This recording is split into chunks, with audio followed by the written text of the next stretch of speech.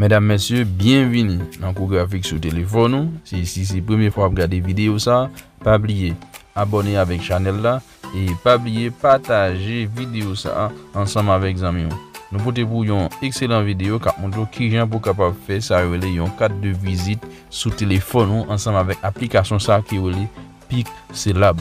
Si vous voulez suivre toute vidéo ça ensemble avec nous, on va venir professionnel en faire graphique design.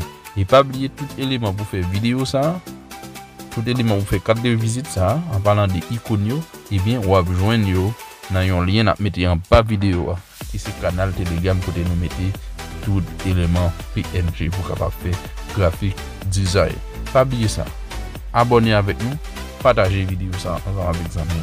Si c'est la première fois faire carte de visite ensemble avec nous, comme ça bien. Pour faire une carte de visite dimension c'est 3.5 par 2 ou bien 3 par 2. Et bien on va mettre dimension à 900 par 600.